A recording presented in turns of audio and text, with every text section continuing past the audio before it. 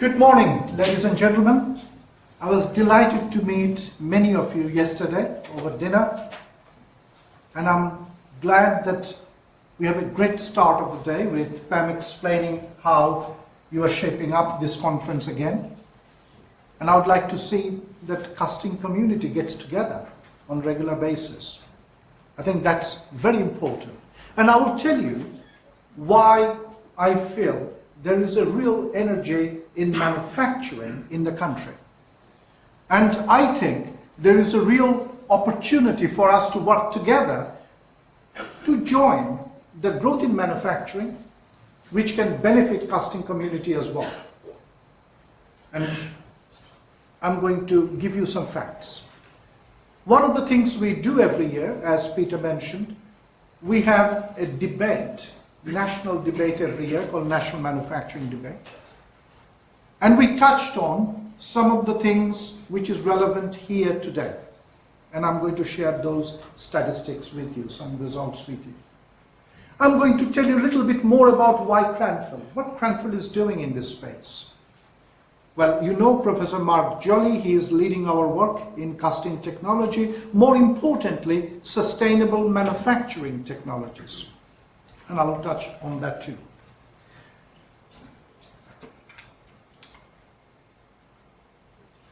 UK manufacturing is growing. And I would like to propose, let's have a positive energy, positive view of manufacturing going forward. I think country has learned hard way that manufacturing provides stability. Making things, having factories, gives the technical edge for long term, which you cannot really achieve as a capacity through other sectors like service sectors. But manufacturing going forward has challenges. We have to move with time. And that's very important. And I'm going to comment on directions where I think casting community and maybe CMF has a role to play in this could take more interest in things like digital transformation. We have to understand the science better. And Professor John Campbell is going to talk about that this morning. But along with the science, once we know that, we can exploit them better in digital world too. And I'm going to mention that as an example. But that's just one example. I think there are other opportunities where we should be building on with time. This is something we did by looking at last 25 years of media articles, newspaper articles, journal papers, academic papers. We try to look at what are the growth factors of UK manufacturing. What are the enablers of manufacturing? Demand is one of them. Internal demand, external demand. That's common sense. Interest rate is, yes, again, that's common sense. Our sectors have grown. Transport and motor vehicles industry. Political involvement in manufacturing. Actually, government taking interest in manufacturing does help. And this is where I think there is ever more need for industry to work with government, with academia, with trade organizations to influence strategy going forward. Competitive environment in the UK. Productivity, everybody talks about it. We also know that there are some key aspects of productivity we are not doing enough. One is automation. We are relying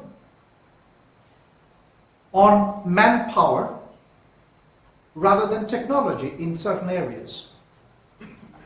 On one hand, that has positive impact on jobs. Our unemployment rate is relatively low in Europe.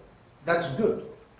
On the other hand, that has pressure in terms of productivity. We need to get a balance right. And that's part of what government is trying to do with its industrial strategy.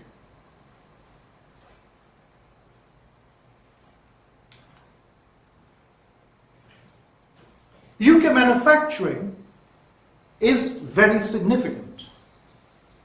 If you look at competitiveness in the world, we are 6th in the world ranking.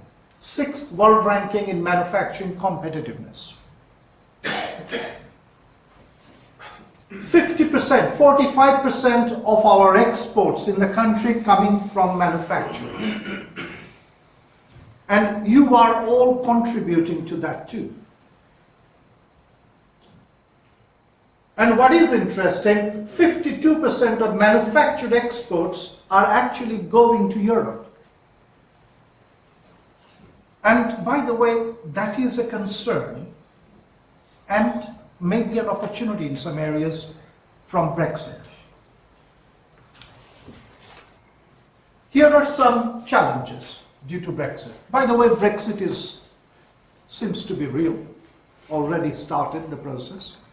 So we cannot shy away from it. We have to now work with it and make it work for us. Challenges are trade agreements. We have to renegotiate many of those. Cost will have some impact on cost. Emigration of manufacturing companies is a big challenge. Latest one is Unilever. Just moved their headquarters to Netherlands. Okay? That's a shame for that sector. They have been, that's a British company set up many years ago, and now they're moving. So there will be some impact. Let's not deny that. Shortages of manufacturing skills. In short term, this is going to affect us. Uncertainty in the market. I'm sure all of you would agree, nobody likes uncertainty in the marketplace. So that there will be a period of uncertainty for next 3 to 5 years. But there are some opportunities. And I think as a country, we should be more agile to leverage on the opportunities. Number one, along with depreciation of the sterling pound, now by the way, this is a short-term fix. We don't want our currency to be low forever, because that doesn't help in wealth creation in long term. Decrease export cost, yes, in short term this will compensate some of the short term problems. Increased competitiveness. I believe we will be forced in investing in automation more than before, because we will not have the cheap manpower what we have access to today. And we have to rely more on automation, on technology. That investment would need government participation, government investment with industry. Increase in collaboration, exploration of uncharted markets. We have already started doing that, and I can see already in the marketplace things are moving. We are going beyond our usual trends and trying to expand across the world. And that's good for us. And there will be new opportunities.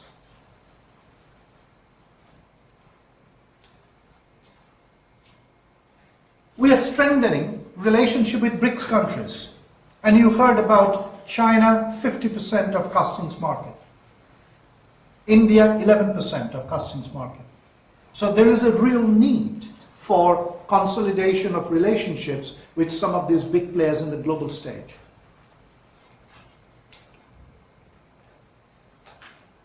Pam mentioned about skill. There are two types of skill I'm going to highlight. The figures I'm going to give you here, these are overall skill shortage in manufacturing across UK, across all sectors. We have also studied previously what are the most important skills gap in small and medium scale enterprises. And in casting industry, many companies are SMEs. In SMEs, number one skill gap is actually management and leadership training of the senior management team of those companies. Many of the organizations could benefit from professional support in that direction.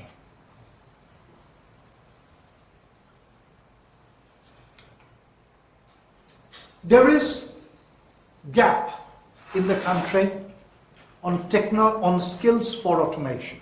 You know, we talk about automation. We are one of the lowest in Europe in automation, and we don't have the skills either, by the way, when it comes to robotics, when it comes to artificial intelligence. But good thing is, government now partly recognizes that. And in industrial strategy, artificial intelligence is now included, and there is big investment coming in creating skills base in the country. And you can see here other areas like software skills, mechanical skills, data analysis, all these are very relevant for you too. Management skills, management and leadership skills are also a major concern overall in the country when it comes to manufacturing sector. I will just mention the trend in manufacturing, which will touch your sector as well. And that's Industry 4.0, you have heard about it. Essentially, what it means, your component is going to talk to the machine in the future. Your component will have embedded sensors in the future. Your coatings on the surface of cast components will give us continuous monitoring capability so that we can actually check health of that component in the future. That's how it's going to go in long term. And it will use in future artificial intelligence to make decisions based on this. Now let me articulate why Cranfield. That's the national landscape. Within that landscape, Cranfield is a specialist organization. As you know already, we are exclusively postgraduate. So we start from postgraduate level. Masters like MSc is our starting point. And we work on specialist areas. And it's the same in casting. I will mention some of the work Professor Jolly and Costas, they are leading. That's in specialist casting areas. Our four underpinning principles: industrial sustainability, novel materials, very strong relationship between manufacturing process development and material science. That's what is the kind of hallmark of what Cranfield does. Now, when we talked about additive manufacturing yesterday and casting technology, Cranfield is one of these places where you can get both these technologies, and we are the people to prototype some of these ideas for you here at Cranfield.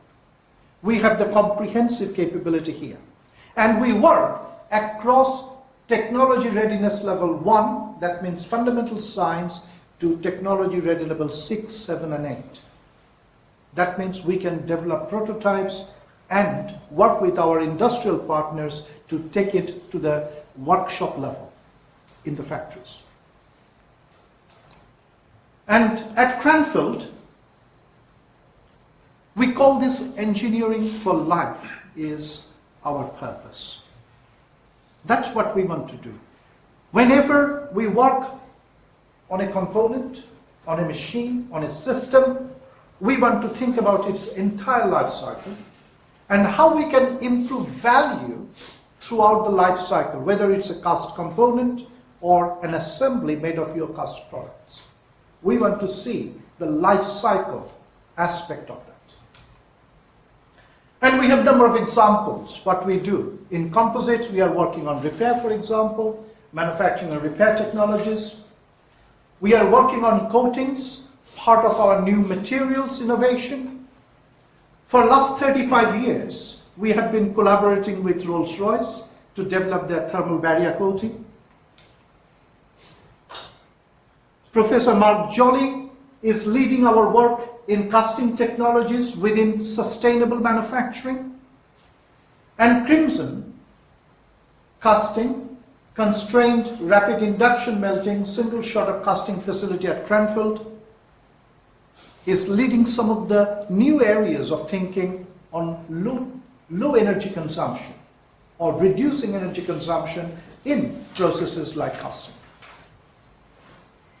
We also introduced new materials, both casting as well as machining perspective, like bulk metallic glasses. Costas is leading that work at Cranfield, and we are setting up new facility to support that work. Now, these are all very niche specialist castings technology happening at Cranfield. It's part of our material innovation, and we develop the manufacturing process and machining processes with it. You heard about our arc-based additive manufacturing work led by Professor Stuart Williams.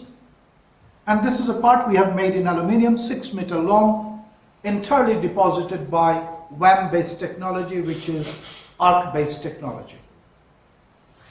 Very rapid, and it is for large components. One of the best in the world, work going on in this campus. And you will see that this afternoon. And by the way, we will have more tours. We have bi-monthly organized tours in manufacturing. If you are interested, please let Mark know. We will invite you back to visit more labs in the future. We also think about true life performance. So there's a significant body of work in areas like corrosion fatigue, fretting fatigue, oxidative wear, modeling of that, as well as experimental studies.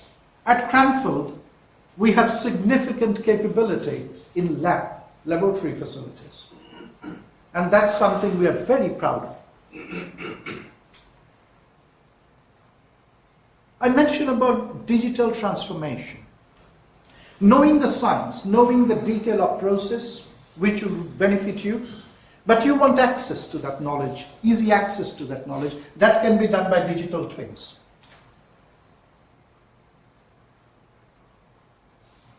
And if you have the digital twin, people can access the entire life of the component very easily. And that's the future. And that's where Cranfield is going. And I want to just conclude here with this slide.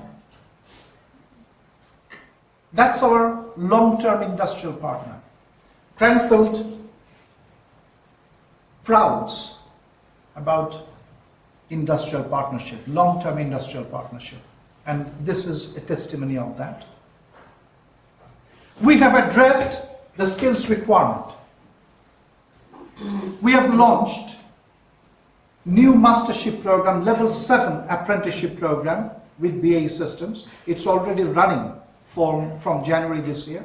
And this year in May, we are launching it for all other companies in engineering skills development for the first time in the world. And if you want to know more about it, you can contact Matthew.